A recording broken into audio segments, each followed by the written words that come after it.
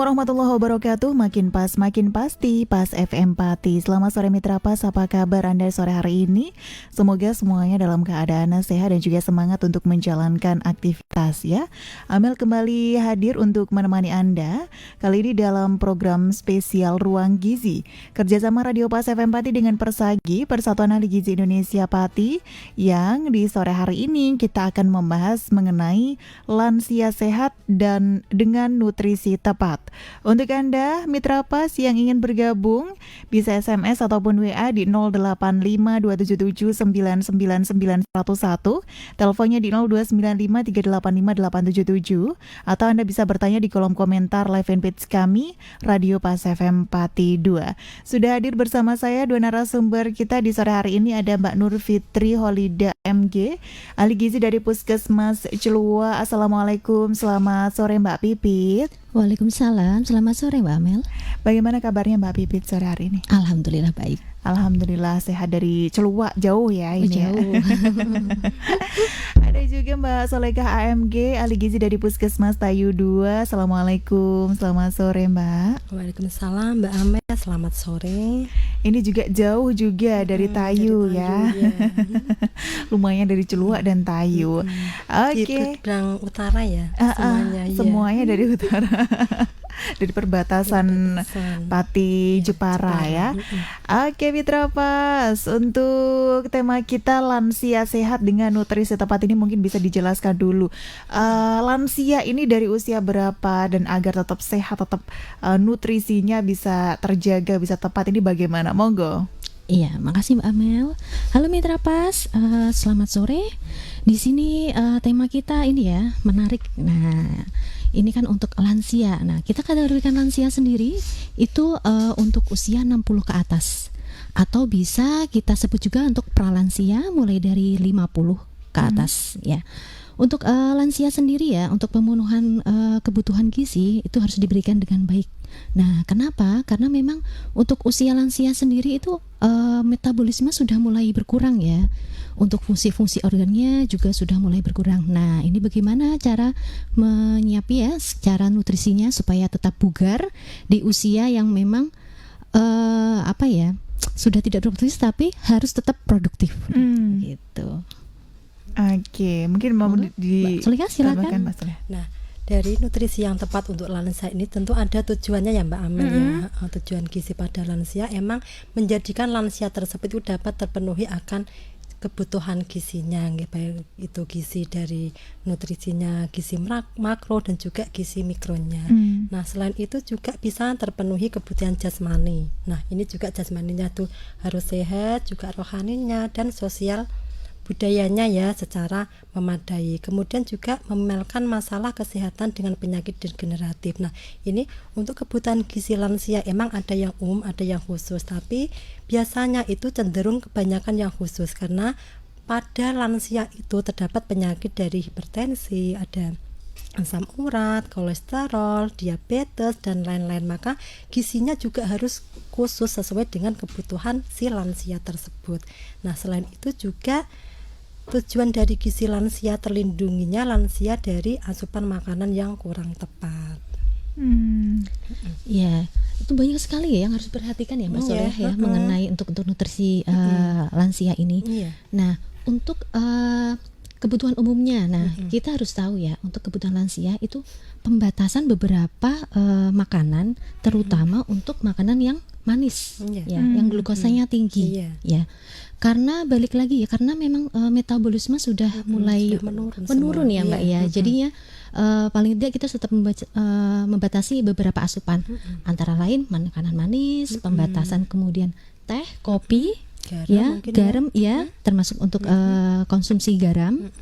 Tetap kita untuk konsumsi garam sendiri paling tidak dalam satu hari itu 1 sendok teh ya Mbak ya. Itu untuk maksimal konsumsi ya Mbak ya. Maksimal konsumsinya loh ya. Atau tidak tadi juga gitu ya secara khususnya tadi. Nah, itu untuk secara umum, belum kalau nanti lansianya itu ada penyakit degeneratif seperti hipertensi ya Mbak. Nah, harus kurang dari konsumsi tersebut. Ya, padahal konsumsi sehari-hari itu banyak sekali ya yang mengandung natrium Betul. atau garam ya. Apalagi kalau misalkan untuk produk pengolahan masakan di rumah kita bisa batasi nih. Nah, tapi kalau untuk di luar, nah ini nih perlu pabrikan khususnya ya. Iya, apalagi kalau di luar ya Mbak ya. Biasanya kan tidak hanya garam ya yang ditambahkan ya. Itu dan juga MSG banyak sekali ya. Biasanya makan makan bakso Mbak yang di luar. Nah, kuahnya sendiri sudah ada. Para lansia diperhatikan juga ya. Itu nih. Kemudian juga untuk beberapa makanan yang tinggi kolesterol atau lemak tinggi ya. Itu memang harus dibatasi, yang goreng-gorengan, yang suka makan goreng-gorengan nih. Nah, itu. Ya, kemudian lebih dianjurkan ya untuk pengolahan makanan untuk di rumah. Ya, bisa gitu ya, mengurangi lemak tadi. Mengurangi lemak. Bisa nih misalkan makan yang satunya makan apa nih, ikan udah digoreng. Nah, kita mengetahui tempenya di apa ini? Digodok saja mungkin ya. Dikukus misalnya sayur bening nih enak kan ya, tempenya dikukus. Nah, sama sambal tuh. Kayak gitu. Jadi paling tidak ada pengolahan yang memang tidak melulu digoreng, nah untuk mengurangi asupan lemak. Ini juga ada faktor-faktornya ya, selain yang perlu diperhatikan yang memengaruhi kebutuhan lansia ya. Salah satunya itu berkurangnya kemampuan mencerna makanan akibat kerusakan gigi atau ompong. Nah, ini juga perlu diperhatikan ya untuk anggota keluarga yang mempunyai lansia. Nah, perlu digarisbawahi bagaimana caranya biar lansia itu aman atau nyaman dia untuk mengunyah. Ya, tentunya dengan tadi ada porsi makanan yang lunak ya, lunak, kemudian lauknya juga dicincang atau sayurnya dibuat sedemikian karena apa? Sudah tidak punya gigi atau ompong tadi nggih. Nanti tahu-tahu ditakutkan nanti ada kekurangan gizi akibat asupannya kurang. Karena apa tadi makanannya betul yang dimasak dari keluarga si lansia itu gizinya tinggi, tapi kan tidak diasup sama lansia tersebut karena apa? Kesulitnya mengunyah, tidak punya gigi. Nah, itu harus diperhatikan dari anggota keluarganya. Nah, yang susah ini Mbak Amel biasanya itu kalau lansia kita itu tinggal di rumah sendirian. Betul. Itu masalahnya tuh kebanyakan di masyarakat kita seperti itu.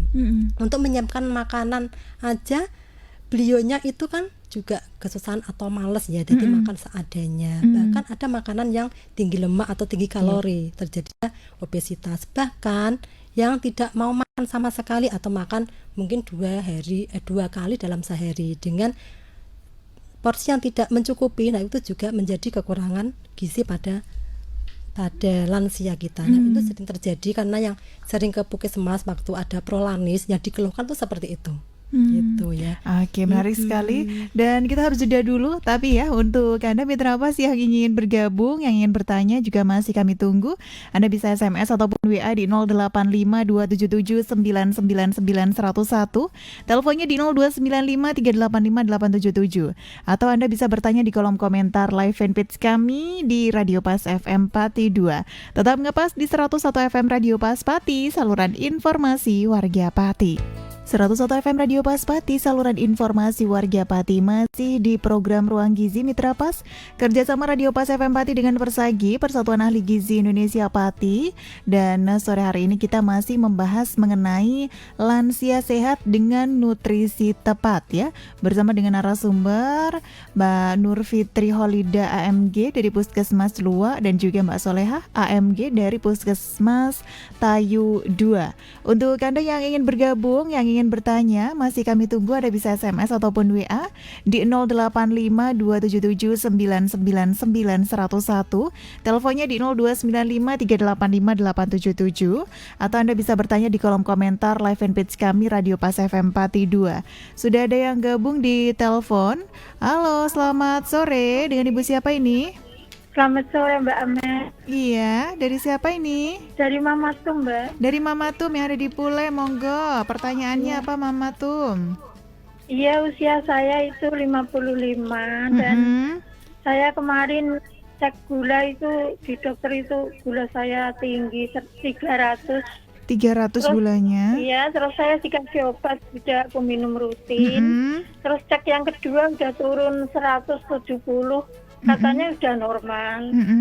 Terus itu bagaimana kalau udah normal itu harusnya minum obat terus atau pola makan diatur, minum obatnya berhenti atau gimana. Takutnya kalau minum obat terus ada efek sampingnya aku. Oh gitu. Iya. Oke. Ya gitu aja Mbak ya. Terima kasih Mama Tum. Assalamualaikum. Waalaikumsalam. Terima kasih Mama Tum yang sudah gabung. Yang sudah WA dulu kita baca ya. Ada dari sebentar yang sudah gabung dari WA.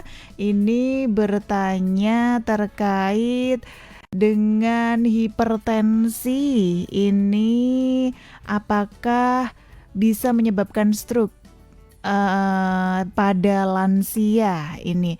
Oke, dan juga ada dari Pak Rohmat di Trengkil, usianya 60 tahun, yang perlu dikonsumsi ini makanan atau gizi jenis apa saja? Ini mungkin bisa dijelaskan tadi terkait dengan hipertensi ini dulu. Apakah hipertensi ini bisa menyebabkan stroke untuk lansia ini, Mbak? Monggo. Iya, Mbak. Untuk hipertensi sendiri ya, itu memang salah satu pemicu terjadinya stroke ya. Ya. Kalau misalkan ada yang lansia atau pralansia sudah mengalami hipertensi, itu memang sebaiknya mulai menjalani rutin ya. Pengecekan rutin untuk tensi, dan juga kalau memang ada riwayat mengalami hipertensi, ya. Untuk lansia sendiri itu biasanya di atas 140 tensinya, itu bisa dikategorikan hipertensi ya. Nah, itu perlu dijaga untuk asupannya. Maka dari itu perlu ya untuk diet rendah garam. Ya. Itu. Jadi untuk diet rendah garam sendiri tadi ya sudah dijelaskan, untuk mengenai asupan memang sebaiknya makanan itu diolah sendiri, tidak tidak beli dari luar. Karena apa ya, itu memang kadar garamnya memang terlalu tinggi ya kalau di luar natriumnya itu terlalu tinggi. Jadi sebaiknya memang makanan olahan rumah saja. Nah, apalagi kalau untuk lansia sendiri itu indera pengecapannya itu sudah mulai kalau tidak asin itu biasanya tidak terasa. Indera pengecapannya sudah mulai berkurang ya, Mbak ya. Yang tinggi garam, tinggi penyedap rasa. Iya, jadi kalau untuk kita sendiri, kalau misalnya yang masih umur 30 lah ya atau 40, kayaknya ini udah asin, tapi untuk lansia sendiri kalau udah ngicipin ini kayaknya belum asin deh. Biasanya kayak gitu tuh. Nah, makanya perlu membatasi itu di situ. Itu ya. Oke, apalagi sekarang itu ditekankan pada pola makannya. Pola makannya. Iya, jangan mengandalkan obat. Antara obat dengan makanan itu harus seimbang. Gitu. Oke. Apalagi sekarang banyak fast food ini, makanan cepat saji. Ini yang perlu diperhatikan juga ya. Lebih baik adalah fresh, fresh yang dimasak sendiri dengan tadi ada takaran garam dan juga bahan makanan yang ada di sekitar kita, lebih sehat juga. Oke, itu dia tadi agar lebih sehat lagi makan dimasak sendiri. Mungkin agak repot, ribet gitu ya. Tapi demi kesehatan kan ya. Oke, ada juga terkait dengan ini, apa yang perlu dikonsumsi makanan atau gizi jenis apa ini untuk lansia atau usia udah masuk 60 tahun ke atas ini, Mbak? Ya, secara umum semua zat gizi itu perlu dibutuhkan pada lansia kita ya, dari jenis karbohidrat, juga protein dan juga vitamin dan mineral. Nah, karbohidrat ini biasanya yang paling disuka itu dari jenis umbi-umbian biasanya kalau untuk lansia. Mungkin itu sejenis singkong atau yang ubi. Biasanya seperti itu. Nah, kemudian juga kita yang terpenting adalah protein. Ya, protein baik itu prona atau prohi, ya, protein nabati, protein hewani juga kita harus dikonsumsi. Tentunya adalah sesuai dengan kebutuhan. Nah, berapa sih kebutuhan untuk lansia? Kita bisa mendatangi ahli gizi terdekat. Mungkin di wilayah kan ada wilayah puskesmas itu kan ada ahli gizinya.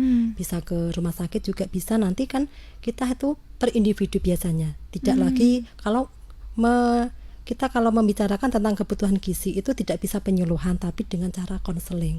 Dicari satu-satu ya. Iya, dicari betul kebutuhannya sesuai dengan umurnya tadi, berat badannya tuh. Nah, nanti muncullah kebutuhan kita dalam sehari. Nah, lebih jelasnya emang kita harus mendatangi ahli gizi terdekat. Nah, misalnya waktu prolanis kita bisa mendatangi ahli gizi di ruangan. Itu. Karena aktivitasnya juga berbeda-beda ya tiap orang ya Mbak iya, ya. aktivitasnya juga ada yang ringan, tapi kebanyakan masih ringan kalau Ringan, untuk Orang-orang, lansia. Nah, kemudian juga yang kalau lemak itu cenderung pada lansia kita itu sudah menghindari lemak. Semuanya kayak kan sudah menghindari karena emang susah untuk kita konsumsi karena lemak itu sudah sadar sendiri. Nah, kemudian juga yang perlu diperhatikan tadi vitamin dan juga mineralnya. Ya, vitamin dari sayuran, dari buah-buahan itu juga harus dipilih tadi yang bisa dikonsumsi oleh lansia kita. Berhubung tadi adalah metabolisme, kemudian ada giginya tadi yang perlu diperhatikan teksturnya. Gitu. Nah, selain itu juga lansia itu emang harus tadi ya seperti orang dewasa minum air putih sama air putih ya karena apa? 2 liter juga sama ya untuk minimal kan tadi kurang lebih 8 gelas. Karena apa? Di lansia itu yang keluhkan itu pasti konstipasi. Ya, makanya harus tinggi serat tadi dan juga air putih yang cukup. Gitu. Dan untuk mencapai itu semua tadi yang untuk vitamin dan mineralnya harus bisa dikonsumsi pada lansia kita. Gitu. Kalau untuk lansia ini untuk porsi makannya ini sama atau berbeda untuk dewasa? Dengan orang dewasa. Sesuai kebutuhannya tadi, dihitung dari umurnya berapa, tinggi badannya, aktivitas gitu. Tapi memang harus semuanya proteinnya. Iya, gizi seimbang. Gizi seimbangnya harus terpenuhi ya ini ya memangnya. Kalau tidak bisa mencukupi kebutuhannya, kita harus ada porsi kecil tapi sering. Iya. Nah, bisa porsi dikit-dikit tapi kita sering makan. Kalau lansia kan tidak sama dengan yang dewasa. Kalau dewasa makan berapapun kan pasti habis. Betul. Nah, tapi kan lansia tadi menurunnya metabolisme mengganggu semuanya dari pencernaan. Kadang-kadang aku udah makan sedikit tapi udah kenyang gitu ya. Kebutuhannya masih banyak yang harus diasup. Jadi tidak tercukupi ya Mbak ya. Jadi kalau tidak gitu. tercukupi. Oke, menarik sekali Mitra Pas pembahasan kita di sore hari ini. Untuk Mama Tum sabar dulu, kita jeda dulu ya. Untuk Anda yang ingin bertanya juga masih kami tunggu. Anda bisa SMS ataupun WA di 085277999101 atau bisa telepon di 02953858877. Anda juga bisa bertanya di kolom komentar live fanpage kami di Radio Pas FM Pati 2. Tetap ngepas di 101 FM Radio Pas Pati, saluran informasi warga Pati. Terima kasih untuk Anda yang masih setia di 101 FM Radio Pas Pati, saluran informasi warga Pati. Dan Mitra Pas, untuk Anda yang ingin bergabung juga masih kami tunggu. Anda bisa SMS ataupun WA di 085277999101. Teleponnya di 02953858877. Atau Anda bisa komentar ya di kolom komentar live fanpage kami di Radio Pas FM Pati 2. Dan tadi sudah ada Mama Tum yang ada di Pule yang ini kemarin sempat periksa dan gulanya 300. Kemudian periksa yang kedua, gulanya sudah turun jadi 170, katanya sudah normal. Nah, kalau sudah normal ini apakah masih harus mengonsumsi obat? Nah, apakah stop? Dan kalau misalkan mengonsumsi obat ini apakah ada efek sampingnya? Ini monggo Mbak. Ya, terima kasih untuk Mama Tum tadi Mama yang Tum, ada ya. di Pule. Nah, yang kemarin itu GDS-nya 300 ya, kemudian berobat ke dokter menjadi GDS-nya 170. Nah, untuk apakah harus mengkonsumsi obat penurun gula atau tidak, bisa kembali lagi ke dokternya ya untuk menentukan dosisnya berapa, apakah perlu mengkonsumsi obat atau tidak. Nah, untuk efek sampingnya juga ditanyakan nanti ya, waktu kita menemui dokter tertentu kita harus tanya apakah masih lanjut untuk efek sampingnya ada apa enggak untuk pada kesehatan kita. Katanya tadi ginjal gitu ya. Nah, selain dari itu kita juga harus memperhatikan pola makan kita ya. Pola makan kita tetap diperhatikan biarpun kadar gula kita itu sudah mencapai normal gitu. Nah, kemudian kita juga harus mendatangi ahli gizi tadi. Nah, berapakah sih kebutuhan kalori kita? Dihitung sesuai dengan tadi umurnya, butuh, kemudian berat badan, tinggi badannya, apakah kita di jenis diet mulai dari diet 1100 sampai 2500 kalori. Nah, itu di situ ada ya. Harus dihitung dulu ya Mbak Iya, ya, kalorinya soalnya ya, tadi untuk membutuhkan kalori. berapa, dibagi dalam 3 kali makan, 3 kali selingan. Proteinnya juga dihitung, nanti jatuhnya berapa porsi atau berapa potong nanti kebutuhan protein kita. Nah, kemudian itu biasanya kita tepat 3J. Nah, kita itu biasanya 3J jumlahnya tadi ya sesuai dengan kebutuhan, apakah di 1700 kalori, kemudian juga jenis. Nah, jenis makanan apa saja yang nanti boleh dimakan dan tidak boleh dimakan. Juga nanti itu kembali apakah ada hipertensi atau ada kolesterol lagi, nanti itu jenisnya kita juga menyesuaikan dengan laborat penyerta. Nah, kemudian ini jadwal makan. Biasanya itu dalam 1 hari 3 kali makan, 3 kali selingan, dengan bisa porsi yang kecil tapi sering. Gitu ya. Ini juga sangat individu sekali ya untuk menentukan jenis-jenisnya. Tadi tidak bisa langsung digandar. Jenengan itu makan segini harus banyak segini, tidak, tapi harus dihitung dulu berapa kalorinya, protein dan juga gizi yang lain gitu, Maktum ya. Ya. Tapi untuk kalau untuk secara umumnya saja ya, untuk konsumsi kalau untuk penderita penyakit diabetes ya itu untuk pengurangan asumsi gula. Iya. Gula. Nah, kita tahu sendiri beberapa makanan memang tinggi gula. Nah, itu sebaiknya memang dihindari, terutama untuk konsumsi gula untuk gula sederhana seperti gula pasir. Nah, paling tidak kalau misalkan biasanya kan orang tuh sukanya minum teh ya. Nah, ini sama nih kopi biasanya kolas ya. Iya, betul. Jadi gini aja, kalau untuk konsumsi misalnya sering minum teh atau kopi, nah kita harus ada pembatasan untuk gulanya ya. Misalkan minimal boleh 1 gelas misal 1 hari, pakai 1 sendok gula saja ya. Tapi itu untuk kalau misalkan memang gula darahnya sudah normal. Jadi kalau misal gula darahnya masih tinggi nih, masih kayak 300 tadi ya. Nah, itu lagi. Ya itu dibatasin dulu deh, jangan minum minuman yang manis dulu seperti itu. Atau mungkin konsumsi gulanya diganti dari gula pasir tadi menjadi gula tebu atau gula-gula yang lain mungkin. Biasanya kita ada gula pengganti ya. Ya, ada gula, ada beberapa merek memang untuk sebagai pengganti dari gula pasir biasa itu bisa juga itu. Tapi mungkin masih dalam batas yang ini ya dianjurkan ya. Dianjurkan, jangan sampai kelebihan. Nah, kemudian juga di lansia kita itu umumnya kalau di pikiran di benak mereka adalah tidak boleh makan yang manis atau tinggi kalori. Ya.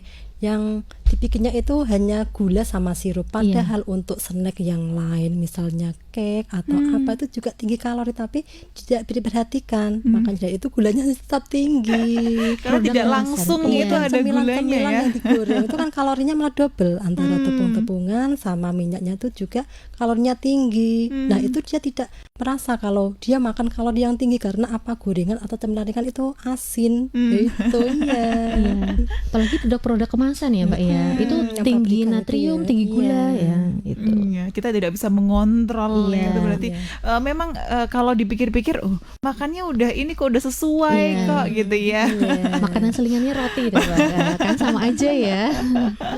Nah, ini yang harus diperhatikan benar-benar, apalagi untuk yang punya lansia juga ya. Oke, mungkin mau ditambahkan lagi Mbak, monggo. Iya, jadi memang untuk kebutuhan lansia ini memang harus tercukupi ya. Takutnya kan memang karena metabolisme sudah berkurang. Ya, sebelumnya nih tidak ada penyakit degeneratif seperti hipertensi, dulu tuh nggak ada tubuh budaya. Tapi ketika sudah lansia tidak dikontrol makannya, asupannya dikontrol, tiba-tiba tensinya tinggi, tiba-tiba gulanya tinggi. Nah, perlu diperhatikan ya. Itu adalah asupannya itu ya. Apalagi kalau untuk lansia yang memang sudah seringnya memang ompong tadi ya Mbak ya, jadi giginya sudah nggak kuat nih, ini kemampuan menelan juga, menelan juga. Kemudian ada beberapa biasanya memang seringnya konstipasi tadi ya, sulit BAB tadi juga. Nah, harus tinggi serat, kemudian minumnya juga harus terpenuhi, minimal saja itu memang 1,5 liter. Tapi kalau untuk lansia, monggo kalau memang sedang BAB-nya memang tidak susah, jadinya minumannya adalah paling tidak minimal 2 liter ya Mbak ya. Iya itu 8 gelas tadi ya. Oke. Tapi di masyarakat ini sering kali ada orang-orang yang apa ya dibilangnya wah pokoknya kalau aku itu apapun tak makan. Aku juga punya ini, punya diabetes, punya gula. Enak gitu itu mumpung masih bisa. Nah ini untuk apa ya menyadarkan orang-orang yang seperti ini yang agak lumayan susah kita ya. perlu pendekatan. Nah tadi waktu kita berolanis, kita bisa penyuluhan di situ. Kalau kegiatan Posbindu juga kita bisa menyela-nyela di situ. Misalnya konseling atau penyuluhan secara banyak kelompok itu. Kalau sudah datang semua kita diberi penyuluhan tadi, ya, mungkin dari hipertensinya atau diabetesnya itu. Oke. Yang pasti untuk lansia ini harus rajin kontrol ya. Iya, betul sekali. Kontrolnya ini memang kalau memang meskipun dulu ketika masih muda tidak ada riwayat penyakit-penyakit. Iya, muncullah di usia lansia. Karena mungkin dari dulu sebenarnya faktor pola hidup yang dulu pola hidup itu adalah kita panennya di lansia. Iya, betul. Karena apa?